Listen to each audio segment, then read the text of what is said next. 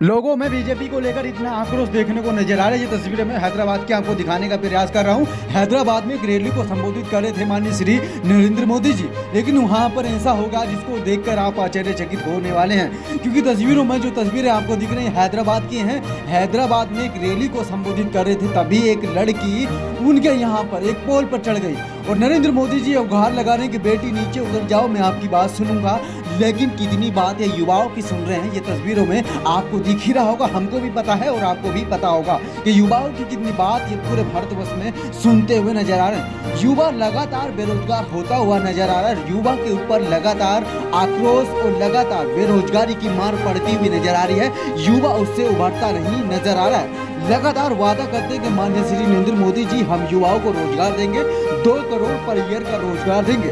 माननीय श्री नरेंद्र मोदी जी लगातार 10 साल से देश में बने हुए अपने एक ही पद पर लगाइएगा 10 गुना 2 20 करोड़ नौकरियां हो जाती हैं, लेकिन अभी भी इन्होंने 1 करोड़ नौकरियों को भी पूरा नहीं किया है। भारतवर्ष के अंदर, भारत के अंदर लगातार बीजेपी सरकार का विरोध होता हुआ नजर आ रहा है। भारत के अनेक राज्यों में जिस तरह से भारत के कार्यकर्ता बीजेपी के कार्यकर्ता भारत के किसी भी हिस्से में जाते हैं तो कोई चप्पल माला से स्वागत करता है बीजेपी के नेताओं का।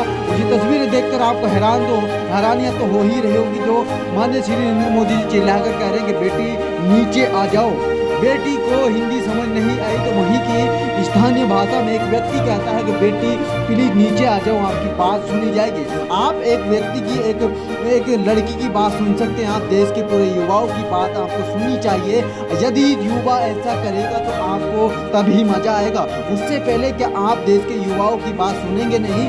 देश के युवाओं के अंदर इतना दर्द बढ़ा हुआ है, लगातार मेहनत करते हैं और लगातार प्रयास करते हैं कि हमको नौकरी मिल जाएगी और लगातार पूरी रात पूरे दिन किताबों में घुसे रहते हैं, लेकिन नौकरियों की तो दूर की बात है, आप उनका फॉर्म अप्लाई तक करने नहीं देते हैं। जब नौकरी ही नहीं मिलेगी, कोई नौकरी निकल भी जाती है तो लगभग युवा देश का पेपर भी दे देता है, लेकिन जब बात आती है रिजल्ट की तो आप कहते हैं कि ये भर्ती रद्द करनी पड़ेगी क्योंकि इसमें पेपर लीक हो चुका है। सबसे बड़ी चूक तो आपसे रहती है पेपर लीक होने में। यदि आप अपने कर्मों का सही से इस्तेमाल करेंगे, अपनी पावर का, तो कौन भला पेपर को लीक कर सकता है? आपकी सत्ता में बैठे वो ऐसे भ्रष्ट नेता और अधिकारी जो पेपर को लीक करा देते हैं और फिर देश के जो गरीब युवा तबके के लोग हैं, मेहनत करके पढ़ते हैं और पेपर की पढ़ाई के लिए कहां से खर्च आता है आपने कभी जाना नहीं होगा। बने रहेगा पल पल के अपडेट पाने के लिए मिकराज चौधरी। यदि आपको हमारी खबर ये अच्छी लगी हो